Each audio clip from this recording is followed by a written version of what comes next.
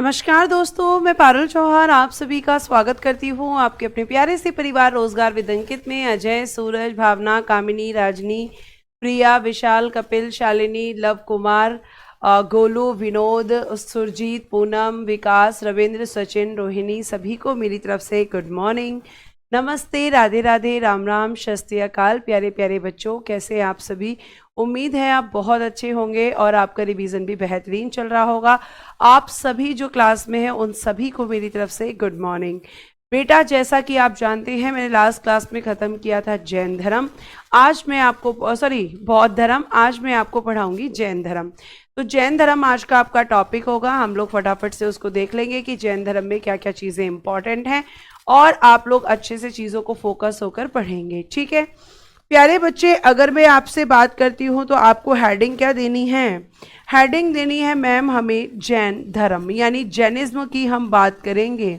और बेटा जी, जब आप जैन धर्म की बात करेंगे तो आप ध्यान रखेंगे कि जैन धर्म को भी स्थापित, जैसे अगर हम बात करेंगे संस्थापक की तो संस्थापक अलग होंगे, लेकिन अगर आप वास्तविक संस्थापक की बात करेंगे तो वो अलग होंगे।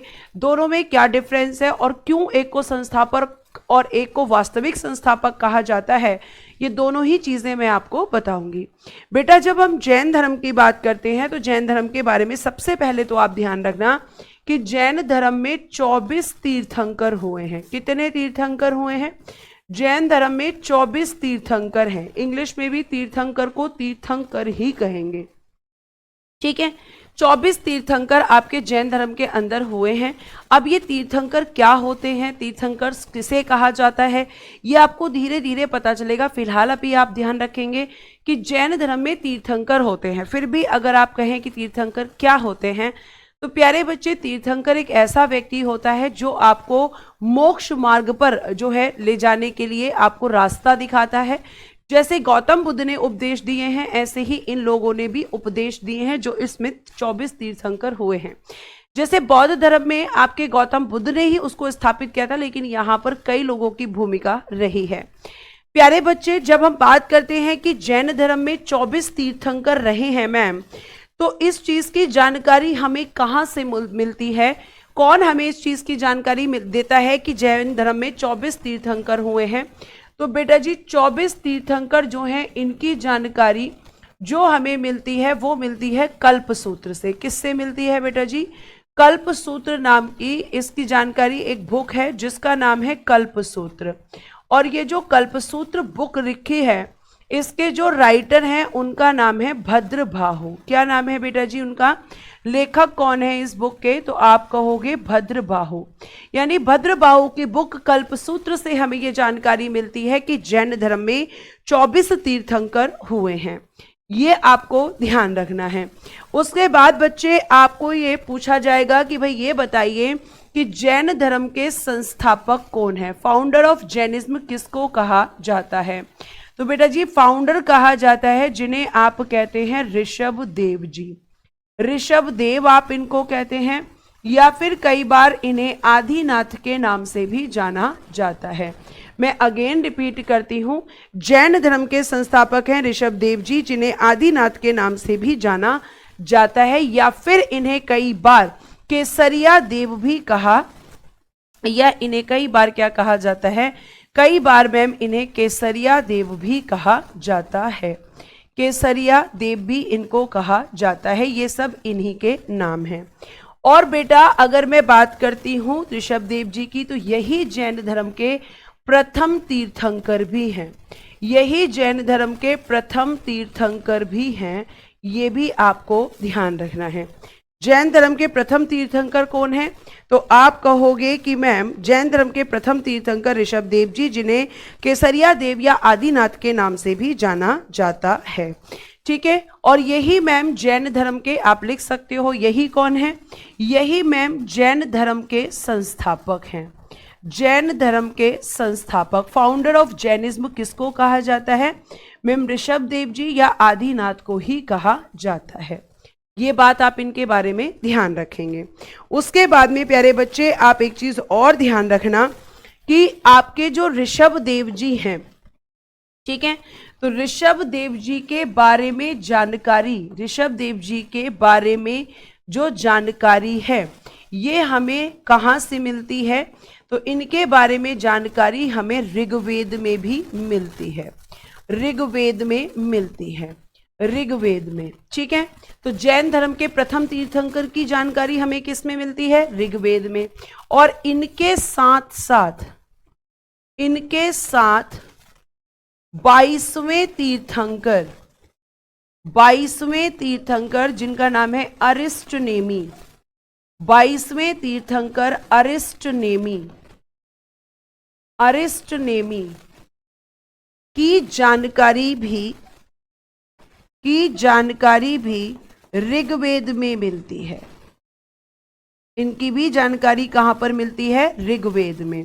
तो आपसे क्वेश्चन पूछा जाएगा कि ऋग्वेद में किन जैन तीर्थंकर्स के बारे में बात की गई है? तो मैम अरिस्टनेमी और आपके ऋग्वेद में ऋषभ देव जी के बारे में बात की गई है। अरिस्टनेमी 22वें तीर्थंकर थे और मैम ऋषभ देव जी प्रथम तीर्थंकर थे। प्यारे बच्चे, जैसे गौतम बुद्ध के सिंबल थे, गौतम बुद्ध के प्रतीक चिन्ह थे, अगर हम इनके बारे में बात करें तो आप बिल्कुल बेटा अर्शु, मैंने बताया था कि जैन धर्म बौद्ध धर्म से पुराना है। ये माना जाता है कि जैन धर्म सिंधु घाटी सभ्यता के समय का है। लगभग ये दोनों धर्म एक साथ ही पनपे थे, लेकिन दोनों में अगर पुराना आप मुझसे पूछेंगे तो जैन धर्म ही है बेटा। ठीक है, तो ये आप ध्यान रखेंगे कि इनकी जानकारी कहां पर मिलती है? मैम इनकी जानकारी ऋग्वेद में मिलती है। और इनका जो प्रतीक चिन्ह है, यानी इनका जो सिंबल है वो कौन सा है? तो आप कहोगे इनका प्रतीक चिन्ह है सांड, सांड या कह लेंगे हम बुल, यहां पर इनका प्रतीक चिन्ह है। और ऋषभ देव जी की जब हम बात करते हैं प्यारे बच्चे, तो ऋषभ देव जी की शिक्षाएं क्या थी? इन्होंने क्या शिक्षा हमें दी, मतलब इनसे हमने क्या सीखा ये भी हम जानते हैं। तो इन्होंने आपके जैन धर्म में 2 शिक्षाएं दी हैं। इनकी शिक्षा कौन कौन सी थी? एक शिक्षा थी मैम इनकी अहिंसा। इन्होंने कहा कि भैया अहिंसा के मार्ग पर चलना चाहिए। और दूसरी शिक्षा इन्होंने दी थी कि आपको क्या नहीं करना है? अपरिग्रह। अपरिग्रह का मतलब होता है धन का संचय ना करना, धन का संचय ना करना, यानी आपको धन को इकट्ठा नहीं करना है, धन का संचय ना करना। इन्होंने कहा कि ये दोनों ही आपके दुख का कारण होते हैं, आपको इन दोनों से दूर रहना है। आपको अहिंसा का मतलब है कि जैन धर्म कहता है कि आपको जो आपके कीड़े मकोड़े होते हैं ना, उन तक को नहीं मारना है। लेकिन आप खुद सोच के देखो कि अगर कोई किसान है और वो किसान अगर यहाँ पर जैन धर्म को फॉलो करे, और इसमें कहा गया है कि अहिंसा के मार्ग पर चलना है, तो किसी जीव की, किसी भी कीड़े मकोड़े की भी आपको हत्या नहीं करनी। अब भाई किसान अगर अपनी फसल को बचाना चाहता है ना, किसान अगर अपनी फसल को बचाना चाहता है तो उसे कीट को मारना पड़ेगा कि नहीं? बिल्कुल मारना पड़ेगा। तो किसान इस चीज को फॉलो नहीं कर पाएगा। जैन धर्म में आपके जो इसके वास्तविक संस्थापक हैं महावीर स्वामी जी, वो आपका कहेंगे कि जैन वही जैनिज्म बन सकता है जो आपका कठोर मार्ग पर चलेगा, जबकि गौतम बुद्ध ने कहा कि कठोर मार्ग पर चलने की जरूरत नहीं है, आप केवल मध्यम मार्ग पर चलो। तो बौद्ध धर्म मध्यम मार्ग पे चलने की बात करता है और जैन धर्म कठोर मार्ग पर चलने की बात करता है। इन दोनों में कॉमन क्या है? कॉमन ये था कि दोनों ने ही कहा कि अगर आप ज्ञान प्राप्त करना चाहते हो, अगर आप सत्य की खोज करना चाहते हो, जानना चाहते हो कि सत्य क्या है, तो उसके लिए तो फिर भाई आपको घर त्यागना होगा। तो ये 2 इनकी शिक्षाएं हैं। और एक तो अहिंसा, मतलब किसी के साथ भी आपको मारपीट नहीं करनी, किसी जीव की हत्या नहीं करनी किसी के साथ जो है, और दूसरा कि अपरिग्रह, मतलब आपको धन का संचय नहीं करना है, आपको केवल उतना लेना है एक दिन में जितना, अगर इन्होंने कहा कि जो भिक्षु भी हैं उनको उतनी ही भिक्षा मांगनी है जो उनके उस दिन का खाने की पूर्ति कर सके, ऐसा नहीं कि वो 4-5 दिन का धन इकट्ठा कर लें। तो ये इन्होंने मना किया है कि धन का संचय नहीं करना है। इतनी बात आपको समझ में आ गई? बताओ फटाफट, फटाफट बताओ जल्दी से।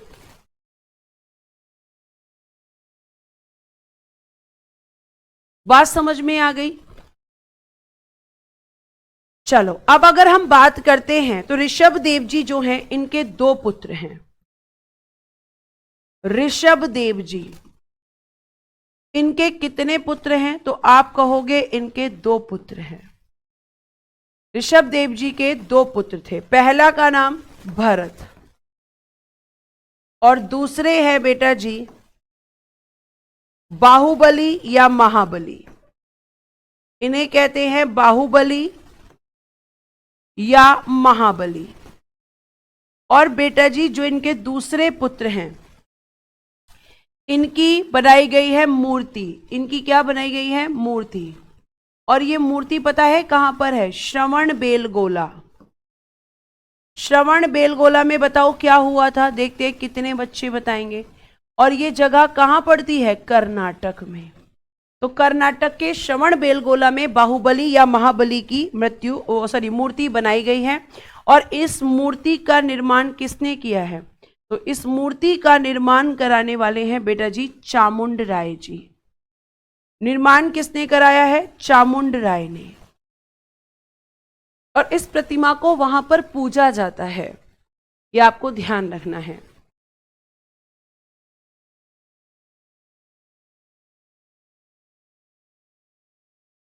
ठीक है, चामुंड राय ने इस मूर्ति का निर्माण करवाया है। अब जैन धर्म के इंपॉर्टेंट तीर्थंकर्स के बारे में केवल आपको इतना जानना है, कौन से नंबर की हम बात कर रहे हैं और उनका प्रतीक चिन्ह क्या है। जैसे बेटा जी आपने प्रथम पढ़े तो सेकंड कौन थे? सेकंड थे अजीतनाथ जी। अजीतनाथ जी, और इनका प्रतीक चिन्ह है हाथी। इनका प्रतीक चिन्ह है एलिफेंट यानी कि हाथी। ठीक है, उसके बाद में यहां पे थर्ड संभवनाथ जी। संभवनाथ जी, इनका प्रतीक चिन्ह था घोड़ा। इनका प्रतीक चिन्ह है मैम घोड़ा। नेक्स्ट लिखिएगा 21 नमीनाथ जी। इनका प्रतीक चिन्ह है नीलकमल। नीलकमल। 22वें वैसे मैंने अभी आपको बताए अरिस्टनेमी। 22वें थे, सारे नहीं पढ़ने हैं आपको। अरिस्टनेमी, इनका प्रतीक चिन्ह है बेटा जी शंख। और इसमें आपके सबसे इंपॉर्टेंट एक है 23वें जिनका नाम है पार्श्वनाथ जी। पार्श्वनाथ जी। फिर आएंगे आपके सबसे इंपॉर्टेंट 24वें महावीर स्वामी जी। पार्श्वनाथ जी। पार्श्वनाथ जी के बारे में हम थोड़ा सा पढ़ेंगे क्योंकि इनसे क्वेश्चन अक्सर पूछ लिया जाता है। इनका प्रतीक चिन्ह लिख लीजिए। इनका प्रतीक चिन्ह था बेटा जी सांप। इतना आप लिखिए, फिर हम आगे चलते हैं और पार्श्वनाथ जी के बारे में बात करते हैं।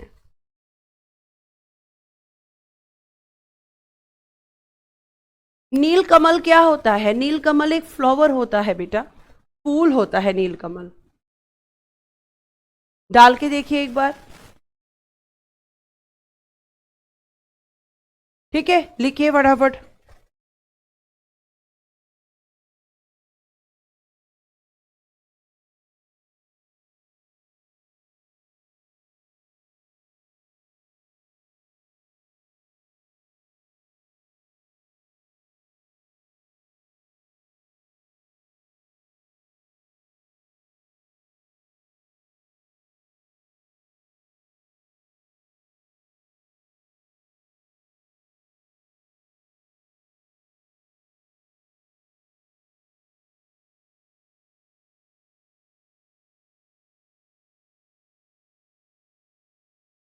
लिख गया? आगे देखिए।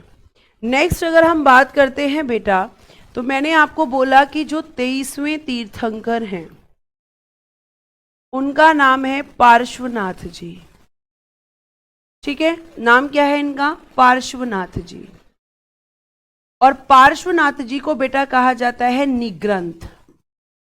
निग्रंथ का मतलब होता है जो सांसारिक बंधनों से मुक्त हो जाता है। सांसारिक बंधनों से मुक्त, सांसारिक बंधनों से जो मुक्त हो जाता है उसको क्या कहते हैं मैम? उसको कहते हैं हम यहां पर निग्रंथ।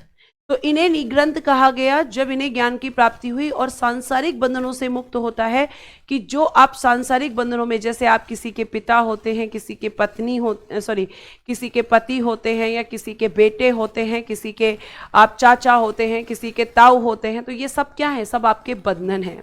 सब आप इन बंधनों में बंधे हुए हो और जिस दिन आप इन बंधनों से मुक्त हो जाते हो तो जैन धर्म कहता है कि अगर आपको यहाँ पर जो है ज्ञान प्राप्त करना है तो आपको सांसारिक बंधनों से मुक्त होना होगा, ग्रह त्याग करना होगा। अब भाई आप ग्रह त्याग कर रहे हो मतलब इसका मतलब आप सारे बंधनों से मुक्त हो रहे हो, तो इनको निग्रंथ कहा गया। बेटा पार्श्वनाथ जी की जब हम बात करते हैं तो इनका जो जन्म हुआ था, ये बहुत पूछा जाता है क्वेश्चन, ये हुआ था वाराणसी में। वाराणसी जिसे आप कहते हो बनारस, जो आपका उत्तर प्रदेश में पड़ता है, तो उत्तर प्रदेश के वाराणसी में इनका जन्म हुआ था। इनके पिता बेटा जी आप देखोगे तो राजा अश्वसेन थे। इनके पिता का नाम क्या था? राजा अश्वसेन। तो ये भी किसके घर में पैदा हुए हैं? एक राजा के घर में। इनकी माता की अगर आप बात करोगे कि इनकी माता कौन थी, तो उनका नाम है वामा देवी। इनकी माता का नाम क्या है? वामा देवी। प्यारे बच्चे, ये किस वंश से थे? इनका डायनेस्टी क्या था? तो ये इक्ष्वाकु वंश से थे। किस वंश से थे? इक्ष्वाकु वंश से इनका संबंध था। ठीक है। इन्हें निर्वाण कहाँ पर प्राप्त हुआ था? निर्वाण का मतलब है कि मृत्यु कहाँ पर हुई थी। तो इन्हें जो निर्वाण प्राप्त हुआ था बेटा जी, वो सम्मेद शिखर पर हुआ था। कहाँ पर हुआ था इन्हें निर्वाण प्राप्त? निर्वाण होता है मृत्यु को प्राप्त कर लेना, तो वो इन्हें हुआ था सम्मेद शिखर पे। कहाँ हुआ था बेटा जी? सम्मेद शिखर पे इन्हें निर्वाण की प्राप्ति हुई थी। ये आपको ध्यान रखना है। सम्मेद शिखर कहाँ पर पड़ता है? तो आप कहोगे कि मैम झारखंड में सम्मेद शिखर पड़ता है। ठीक है। अब आपको मैं ये भी बता दूं बच्चे कि जो आपके पार्श्वनाथ जी हैं, इन्होंने भी 2 शिक्षाएं दी हैं। तो टोटल कितनी शिक्षाएं हो जाएंगी अब जैन धर्म में? 4 हो जाएंगी। जैसे उन्होंने कहा अहिंसा और अपरिग्रह। इन्होंने कहा कि भैया आपको सत्य के मार्ग पर चलना चाहिए, हमेशा सत्य बोलना चाहिए। और इन्होंने कहा कि अस्तेय मतलब आपको चोरी नहीं करनी चाहिए, चोरी नहीं करना। इन्होंने कहा कि झूठ बोलते हैं तब भी आपको कभी ना कभी आपका झूठ पकड़ा जाता है और आपको बड़ा दुख होता है कि भाई मैंने झूठ क्यों बोला। ये आपको ध्यान रखना है।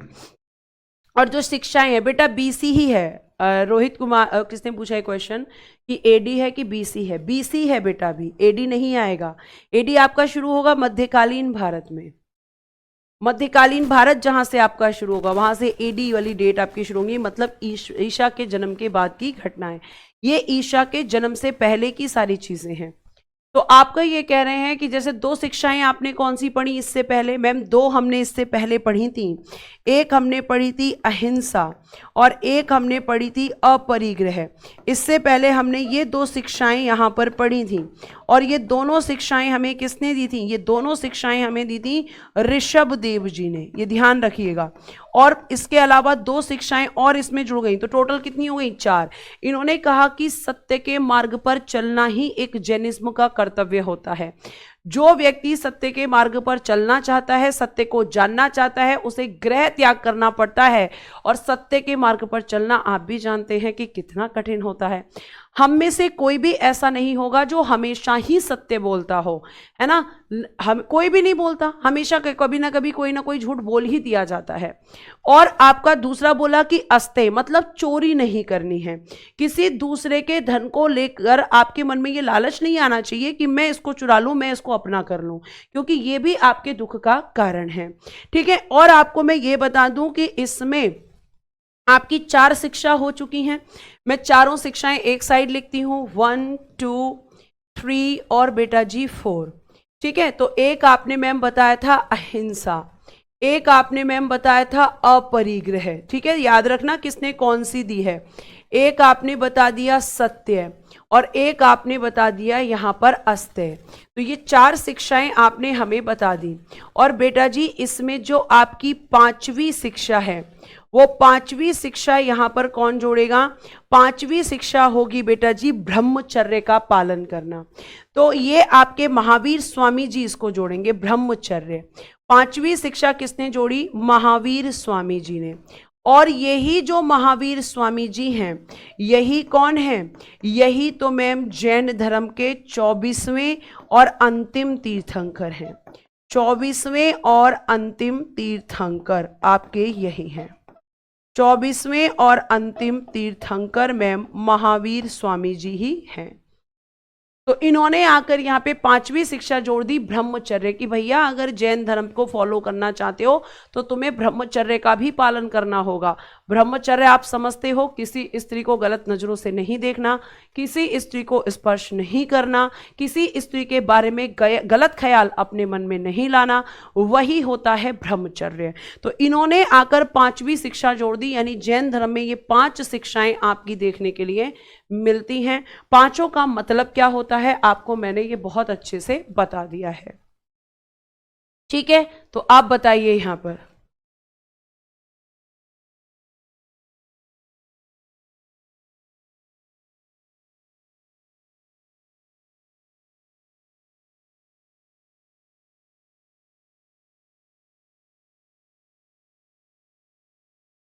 ठीक है, तो अब हमें क्या पढ़ना होगा? अब मैम हमें पढ़ना होगा महावीर स्वामी जी के बारे में। महावीर स्वामी जी, महावीर स्वामी जी ये कौन है मैम? जैन धर्म के 24वें तीर्थंकर। 24वें तीर्थंकर हैं जैन धर्म के। और जब हम इनके बारे में बात करते हैं तो यही मैम कौन है? यही है वास्तविक संस्थापक, यही है रियल फाउंडर ऑफ जैनिज्म। वास्तविक संस्थापक हैं किसके? जैन धर्म के। रियल फाउंडर ऑफ जैनिज्म किसको माना जाता है? तो मैम महावीर स्वामी जी को। मैम इन्हें वास्तविक संस्थापक क्यों माना जाता है? इसलिए माना जाता है कि जब ऋषभ देव जी ने जैन धर्म को स्थापित किया था तो उसके बारे में कोई नहीं जानता था, लेकिन जब महावीर स्वामी जी आए तो इन्होंने जैन धर्म को आम लोगों तक पहुंचाया, इसका खूब प्रचार प्रसार करवाया और लोगों को पता चला कि इस तरीके का भी कोई धर्म है। तो इन्होंने क्या किया? इस धर्म का खूब प्रचार प्रसार किया, इसको एक यहाँ पर पहचान दिलाई और इसीलिए इसको कहा जाता है प्यारे बच्चे कि हम कह सकते हैं कि जैन धर्म के वास्तविक संस्थापक हैं। कौन है ये? जैन धर्म के वास्तविक संस्थापक हैं। ये आपको ध्यान रखना है। ठीक, आप यहां पे ध्यान रखेंगे कि जैन धर्म के वास्तविक संस्थापक तो महावीर स्वामी जी जैन धर्म के वास्तविक संस्थापक थे। ठीक है, इनका जो प्रतीक चिन्ह है, इनका जो प्रतीक चिन्ह है वो क्या है मैम? इनका प्रतीक चिन्ह है शेर या फिर सिंह, जिसको हम कह सकते हैं शेर या सिंह इनका सिंबल है, इनका प्रतीक चिन्ह है। 5वीं शिक्षा इन्होंने जोड़ी थी, ऑलरेडी मैं आपको बता चुकी हूं तो दोबारा बताने की जरूरत नहीं है। अब हम बात करते हैं कि जो आपके ये महावीर स्वामी जी हैं, इनका जन्म, ठीक है, इनका जन्म की हम बात करेंगे, इनकी मृत्यु की हम बात करेंगे, इनके पिताजी की हम बात करेंगे, इनके माता की हम बात करेंगे, इनके बचपन का नाम हम जानेंगे, बचपन का नाम चाइल्डहुड नेम हम इनका पता करेंगे, इनकी पत्नी का नाम हम जानेंगे। ठीक है, इनकी फैमिली ट्री आप जानेंगे पहले, इनकी पत्नी का नाम हम जानेंगे, इनकी बेटी का नाम हम जानेंगे, इनके दामाद का नाम हम जानेंगे और इनके बड़े भाई जो हैं उनके बारे में हम जानेंगे। ठीक है, पहले फैमिली ट्री हम जान लेते हैं, फिर इन्होंने गृह त्याग कब किया था ये आपको बता दूंगी मैं। ठीक है, पुनीत कुमार जी बेटा बिना लिखे अगर आपको याद रह जाए तो फिर मैं बोल के बता देती हूँ, मैं बोल के बता देती हूँ, आप मत लिखो, है ना, क्योंकि बिना लिखे तो याद रहने वाला है नहीं बेटा। आप खुद सोचो कि बिना लिखे कैसे याद रहेगा। अगर आपको लगता है कि आप सभी के अंदर इतनी क्षमता है कि कॉपी में एक शब्द लिखे बिना भी 1 घंटे में जो हमें पढ़ाया जाता है वो सब हमें याद रहेगा, तो फिर मैं नहीं लिखवाऊंगी भाई, मुझे भी आराम मिल जाएगा, मुझे भी नहीं लिखना पड़ेगा।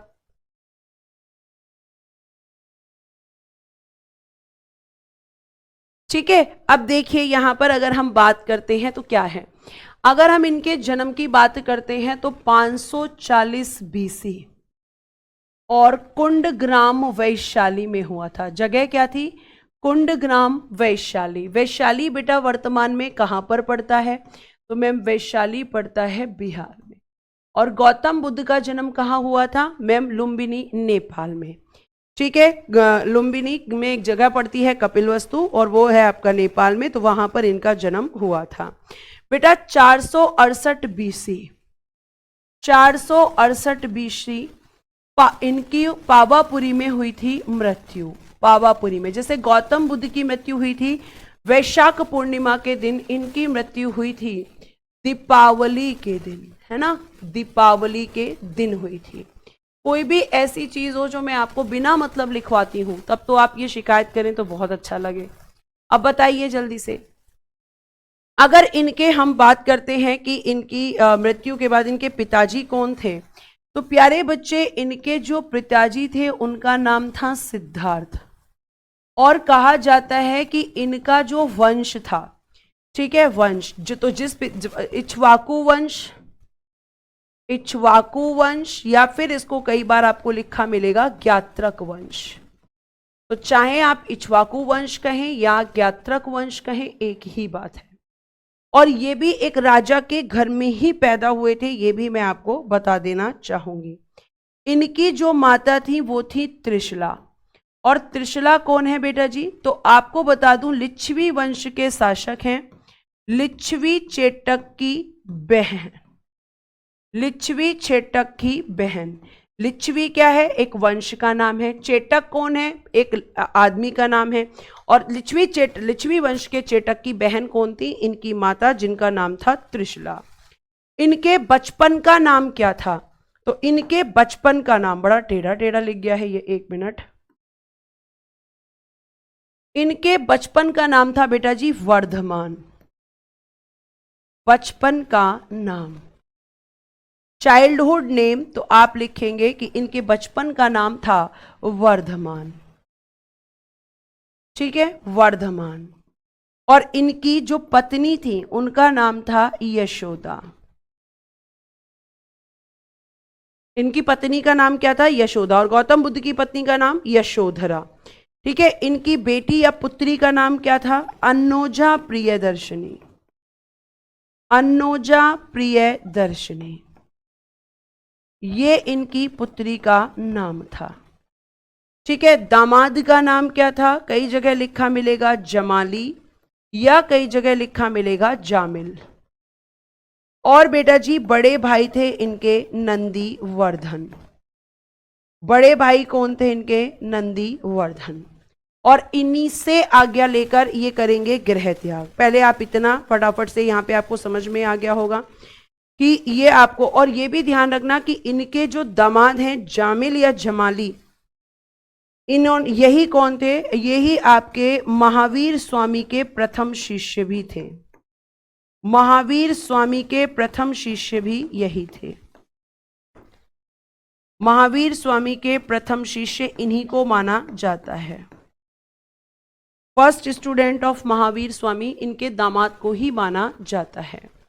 हाँ बेटा, पावापुरी भी बिहार में ही पड़ता है।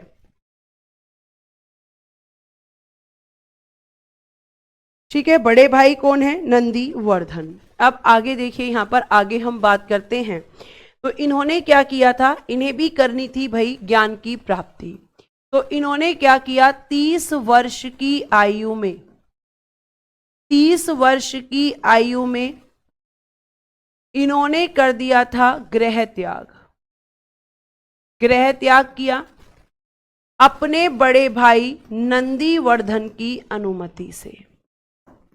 अपने बड़े भाई नंदीवर्धन की अनुमति से, नंदीवर्धन की अनुमति से इन्होंने कर दिया था बेटा जी गृह त्याग। अपने भाई से परमिशन ली और उसके बाद इन्होंने गृह त्याग कर दिया था। ये आप ध्यान रखेंगे, किसके लिए? ज्ञान की प्राप्ति के लिए, ठीक है। ये ध्यान रखना, गृह त्याग क्यों किया था?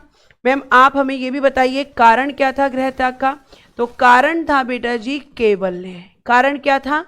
आप कहोगे कि कैवल्य। अब कैवल्य किसको कहा जाता है? ज्ञान को। ज्ञान को कहते हैं कैवल्य। तो कैवल्य के लिए यानी कि ज्ञान के लिए इन्होंने कर दिया था गृह त्याग। तभी तो गौतम बुद्ध और जैन धर्म के वास्तविक संस्थापक महावीर स्वामी दोनों का कहना है कि ज्ञान की प्राप्ति के लिए, सत्य की खोज के लिए तुम्हें क्या करना होगा? अपना गृह त्याग। उसके बिना तुम्हें सच्चे ज्ञान की प्राप्ति नहीं हो सकती। ठीक है? नहीं, ये बौद्ध धर्म से पहले का है, फिर भी मैं बोल चुकी हूं, फिर भी पूछ रहे हो बौद्ध धर्म के बाद का है, पहले का है। ठीक है? तो नंदीवर्धन की अनुमति से इन्होंने क्या कर लिया था? मैम गृह त्याग कर दिया था। अब गृह त्याग करने के बाद बेटा इन्होंने भी गौतम बुद्ध की तरह क्या किया? उसके बाद इन्होंने की थी 12 वर्ष तपस्या।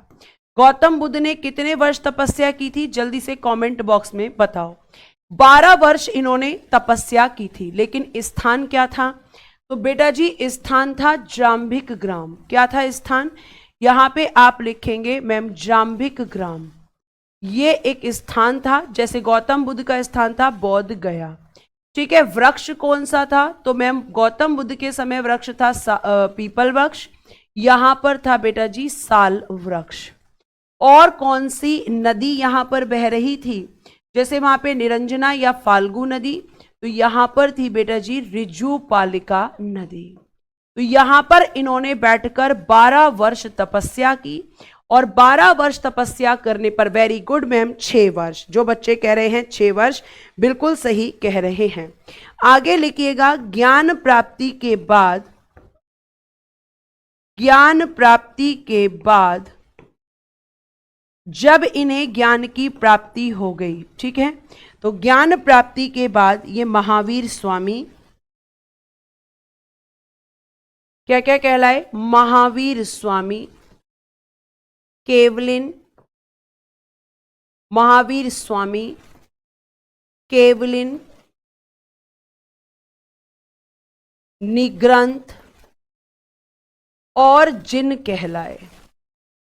और क्या कहलाए? जिन कहलाए। तो अब देखो, महावीर स्वामी इनका नाम ही था, जानते हो आप। केवलिन मतलब जिसको क्या हो जाता है? ज्ञान की प्राप्ति। और ज्ञान की प्राप्ति का मतलब है कि सत्य की खोज जो कर लेता है, जिसको हो जाती है ज्ञान की प्राप्ति, वो होता है केवलिन। निग्रंथ मतलब सांसारिक बंधनों से जो मुक्त हो जाता है।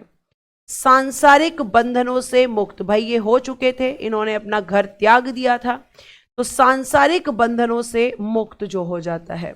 और जिनका मतलब होता है विजेता। किस पे विजेता? किस चीज पर विजेता? जिनका मतलब होता है विजेता। विजेता का मतलब होता है कि जो व्यक्ति अपनी इंद्रियों को, अपनी इच्छाओं को अपने वश में कर लेता है, उसे कहते हैं विजेता। यानी अपनी इच्छाओं पर विजय पाना भी क्या होता है? एक तरीके की विजय को हासिल करना होता है, जो हम नहीं कर सकते।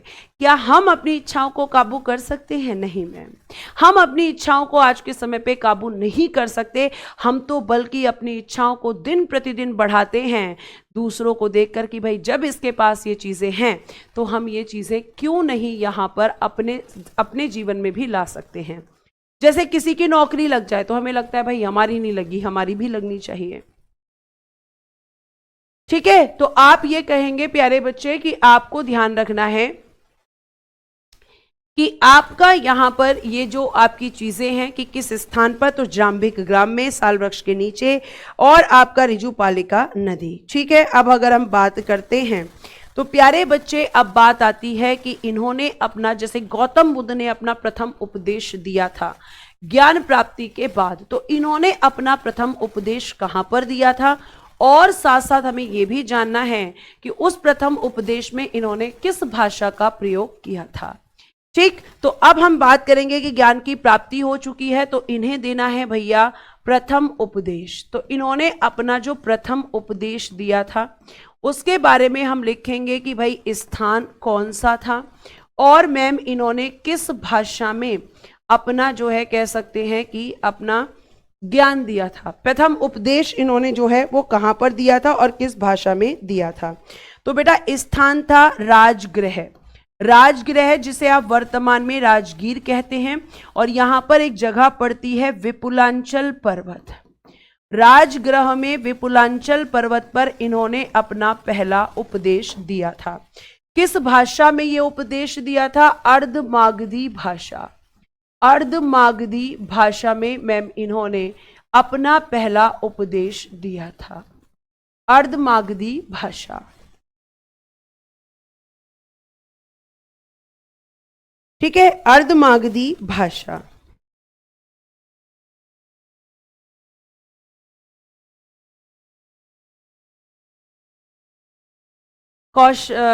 कौशल्या में दिया था, वाराणसी और पंच ब्राह्मण, बेटा वो सारनाथ में दिया था 5 ब्राह्मणों को आद्या गौतम बुद्ध ने, ठीक है, ये आपको ध्यान रखना है। तो इन्होंने ये आपका प्रथम उपदेश राजगृह में दिया था, अर्धमागधी भाषा में दिया था। उसके बाद में मैंने आपको बताए थे बौद्ध धर्म के त्रिरत्न, ऐसे ही यहां पर हैं जैन धर्म के त्रिरत्न। तो पहले तो मुझे कमेंट बॉक्स में बताओ बौद्ध धर्म के त्रिरत्न मैंने तुम्हें क्या क्या बताए थे। तो देखो, जैन धर्म के त्रिरत्न में पहला लिखना सम्यक दर्शन। इन सब का मतलब मैं तुम्हें समझा चुकी हूं। सम्यक दर्शन, सम्यक ज्ञान और बेटा जी सम्यक आचरण, ये जैन धर्म के आपके त्रिरत्न हैं। आपको बताने हैं बौद्ध धर्म के त्रिरत्न। अब ध्यान से सुनो, मेरी बात को बहुत अच्छे से आपको सुनना है। वेरी गुड आशु। बौद्ध धम्म और संघ, शाबाश बेटा। बौद्ध धर्म में क्या थे? बौद्ध धम्म और संघ, शाबाश। सम्यक दर्शन, सम्यक का मतलब मैं आपको बता चुकी हूं, सही। मतलब आप जब भी किसी से मिले तो अच्छे से मिले, ठीक है। आप जब भी किसी के से मिलने जाएं तो वहां पे एक नेगेटिविटी क्रिएट नहीं होनी चाहिए, आप उसकी अच्छी चीजों को देखें। सम्यक ज्ञान मतलब आपको जो ज्ञान दिया गया है उसका आपको गलत प्रयोग नहीं करना है, आपको सही प्रयोग करना है। क्योंकि ज्ञान किसके लिए लिया जाता है? सही चीजों के लिए। जैसे आजकल कुछ लोग ज्ञान प्राप्त करते हैं, एजुकेटेड हो जाते हैं, तो गलत चीजों में उसका प्रयोग करते हैं। तो ये कह रहे हैं गलत चीजों में नहीं करना, क्योंकि अगर तुम ज्ञान का प्रयोग भी गलत चीजों में करोगे तो ज्ञान भी तुम्हारे दुख का कारण बन सकता है। और सम्यक आचरण, आपको हर किसी के साथ एक अच्छा व्यवहार करना चाहिए।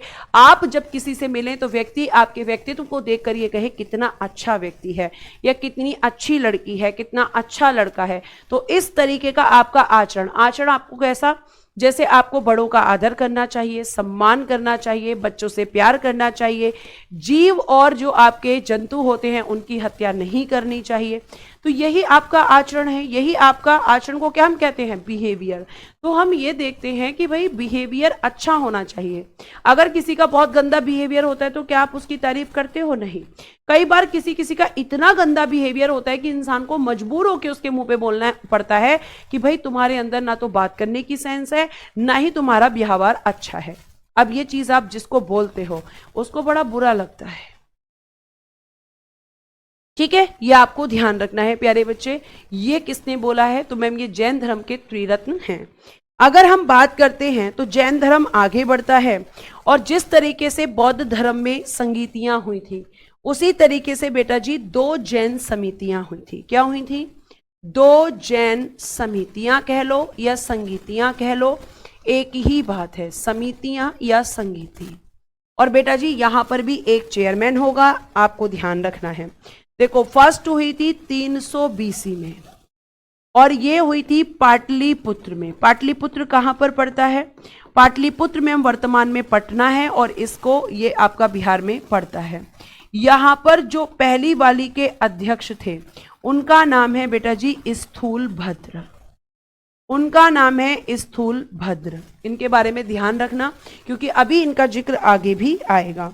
और जो आपकी दूसरी हुई थी वो हुई थी 512 AD में, यानी ईसा के जन्म के बाद में। और ये कहां पर हुई थी बेटा? तो ये हुई थी आपकी, ये बहुत इंपॉर्टेंट है, ये हुई थी बल्लभी, गुजरात में।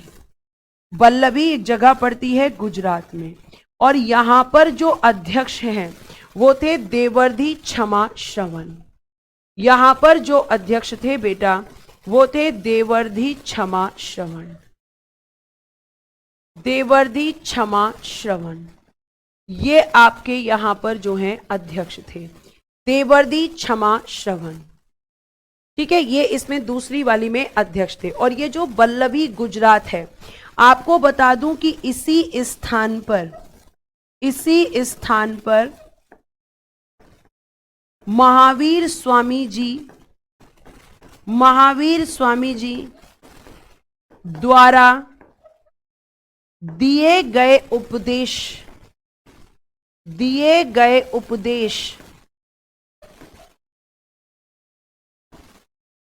उसी रूप में रखे हुए हैं जिस रूप में वो दिए गए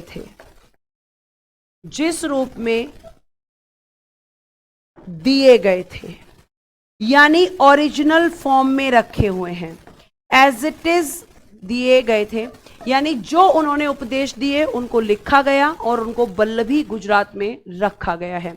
तो वल्लभी गुजरात में महावीर स्वामी जी द्वारा दिए गए उपदेशों को उसी रूप में रखा गया है जिस रूप में उन्होंने दिए थे, यानी उसमें कोई परिवर्तन नहीं है, एज इट इज उसी फॉर्म में हमें मिलते हैं। क्वेश्चन पूछा जा सकता है कि महावीर स्वामी जी के द्वारा दिए गए उपदेश जो हैं वो वास्तविक रूप में जिस रूप में वो दिए गए थे वो कहां पर रखे गए हैं, तो आप कहेंगे कि मैम वो रखे गए हैं वल्लभी गुजरात में।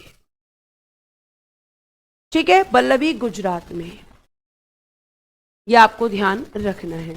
अब बात करते हैं कि जैन धर्म 512 एडी रहेगा। पिंकी बोला भी मैंने लिखते समय कि ईशा के जन्म के बाद में हुई है ये संगति। ठीक है, आगे देखिए, अगर हम बात करते हैं तो नेक्स्ट यहां पर हमें क्या लिखना है, नेक्स्ट मैम हमें लिखना है कि जैन धर्म में क्या है, जैन धर्म में कषाय, जैन धर्म में कषाय। अब बच्चा पूछेगा कषाय क्या होता है, तो बेटा जी जैन धर्म में कषाय मतलब दुख। जैन धर्म कहता है कि मैं तुम्हें बताता हूं कि तुम्हारे दुख का कारण क्या है, आखिर तुम क्यों दुखी होते हो। तो प्यारे बच्चे, जैन धर्म में कषाय, कषाय का अर्थ है दुख, जिसमें इन्होंने कहा कि सबसे पहले दुख का कारण है तुम्हारा क्रोध, क्योंकि क्रोध जो होता है उसमें तुम क्या हो जाते हो, अपना बेकाबू। माया, माया का मतलब है यहां पे बेटा जी किसी लड़की से नहीं है, माया का मतलब है यहां पर धन से, कि धन तुम्हारे दुख का दूसरा कारण है। और तीसरा कारण है मान, यानी कि वैल्यू, यानी कि जब तुम्हें मान सम्मान नहीं मिलता तब भी तुम दुखी हो जाते हो। कह रहा है कि भैया सुनो, अगर तुम गुस्सा करते हो तो गुस्से में तुम्हें पता ही नहीं होता तुम क्या बोल रहे हो, तुम बेकाबू हो जाते हो, और यही गुस्सा तुम्हारे दुख का कारण है। दूसरा कि माया, धन अगर तुम्हारे पास नहीं है तो भी तुम दुखी हो, किसी के पास तुमसे ज्यादा है तो भी तुम दुखी हो, और जिसके पास पैसा है वो भी दुखी है, क्योंकि जो पैसे वाला है उसे हर वक्त ये चिंता रहती है कि मुझे कोई मार ना दे, मेरे बच्चों को कोई किडनैप ना कर ले, है ना, उसे सिक्योरिटी की जरूरत होगी, हमेशा एक डर में वो व्यक्ति हमेशा घिरा रहेगा, तो ये दुख का कारण है।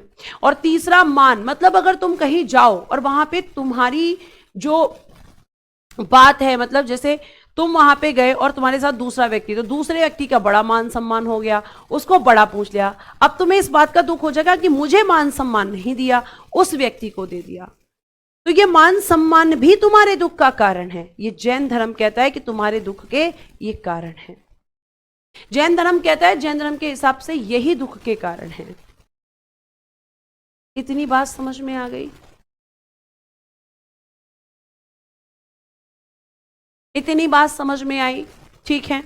अब आगे हम बात करते हैं कि जैसे आपका एक था बौद्ध साहित्य, तो बौद्ध साहित्य किस में मिलता है, जल्दी से मुझे बताओ। उसी तरीके से बेटा जी आपका है जैन साहित्य, और जो जैन साहित्य है, जैसे बौद्ध साहित्य को क्या कहते हैं मुझे फटाफट बताओ, तो जैन साहित्य को आगम कहा जाता है।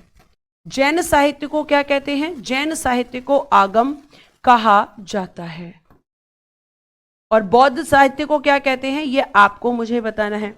अब जैन साहित्य में क्या क्या शामिल होता है, जैन साहित्य किस किस को मिलाकर आप कह सकते हैं? तो प्यारे बच्चे, जैन साहित्य में आपके होते हैं छंद सूत्र। ठीक है, छंद सूत्र होते हैं जिनकी संख्या है 6। सीधा क्वेश्चन आता है, छंद सूत्र कितने होते हैं? उसके अलावा बेटा जी आगम, आगम होते हैं 12, और एक होता है उपांग, और उपांग भी होते हैं बेटा जी 12। इन सब को मिलाकर कहा जाता है, इन सब को मिलाकर कहा जाता है जैन साहित्य। जिस तरीके से आपके त्रिपिटक में क्या है, बौद्ध साहित्य है, उसी तरीके से छंद सूत्र, आगम और उपांग में क्या है मैम, हमारा जैन साहित्य है। क्या है बेटा जी? हमारा जैन साहित्य है।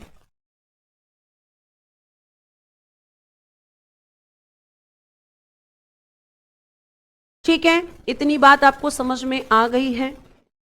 अब आप ध्यान से सुने, लास्ट में आपको बताने जा रही हूं कि बेटा जो आपका जैन धर्म है, इस जैन धर्म की भी बौद्ध धर्म की तरह 2 शाखाएं बन गई थी। जैन धर्म की 2 शाखाएं, जिनमें से एक को आप कहते हैं श्वेतांबर और एक को आप कहते हैं दिगंबर। और बेटा जी बंटवारा कब होता है मैम? जब विचारों में अंतर होता है। अब जो आपके स्थूल भद्र हैं वो श्वेतांबर के फेवर में हैं, और स्थूल भद्र ये कहते हैं कि जो सफेद वस्त्र धारण करेगा वही जैनिज्म कहलाएगा। और दिगंबर में आपके हैं बेटा जी भद्रबाहु, जो कहते हैं कि जो नग्न अवस्था में, यहां पे क्या लिखेंगे, श्वेत वस्त्र धारण, जो श्वेत वस्त्र धारण करेगा वही जैनिज्म है। और आपके भद्रबाहु कहते हैं कि जो नग्न अवस्था में रहेगा, ठीक है, जो नग्न अवस्था में रहेगा, जो अपने कपड़ों सहित अपनी हर चीज को त्याग देगा, उसी को हम कहेंगे जैनिज्म। तो जो नग्न अवस्था में रहेंगे वो दिगंबर, और जो श्वेत वस्त्र धारण करेंगे वो कौन कहलाएंगे? वो कहलाएंगे मैम श्वेतांबर। यह आपको ध्यान में रखना है। और प्यारे बच्चे, भद्रभाव और स्थूल भद्र के बीच जब इन विचारधाराओं में अंतर आया, तभी जाकर ये आपका 2 भागों में बट गया, श्वेतांबर और हम कह सकते हैं दिगंबर। अब ये जो श्वेतांबर हैं, ये आपको बता दूं कि ये आपके कहां पर रहे? ये रहे उत्तर भारत में, यानी नॉर्थ इंडिया में। और जो आपके ये थे दिगंबर, ये आपके रहे दक्षिण भारत में। दक्षिण भारत में कहां पर? श्रवणबेलगोला, कर्नाटक। आप लिख सकते हो श्रवणबेलगोला, कर्नाटक, श्रवणबेलगोला, कर्नाटक। ठीक है, ये आप ध्यान रखेंगे, इतना आपको बहुत अच्छे से ध्यान रखना है।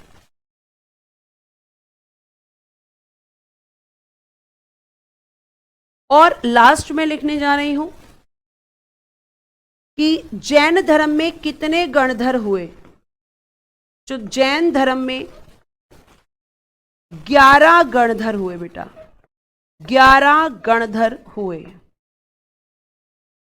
और जैन मठों को कहा जाता है, मठ होता है पूजा स्थल, जैन मठों को बसादीस कहते हैं।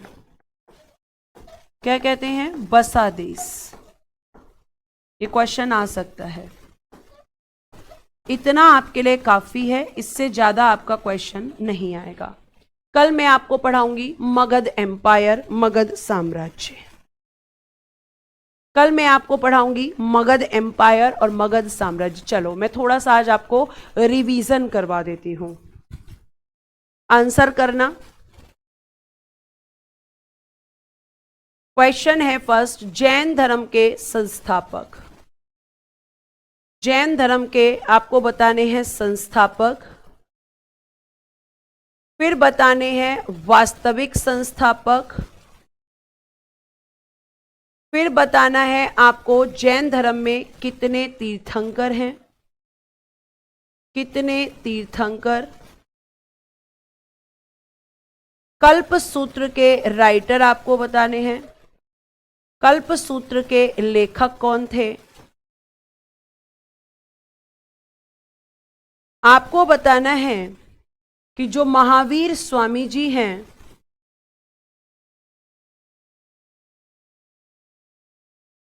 इन्हें ज्ञान की प्राप्ति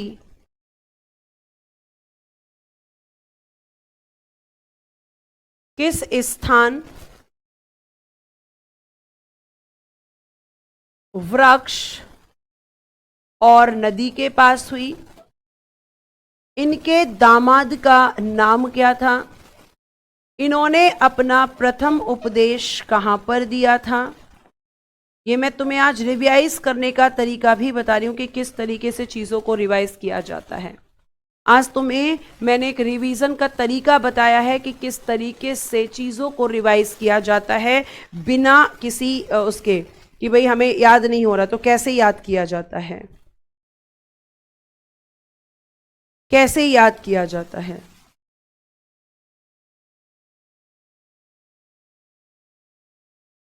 ठीक है, अब देखो, संस्थापक ऋषभ देव जी, सारे बच्चे आंसर कर रहे हैं। वास्तविक महावीर स्वामी जी,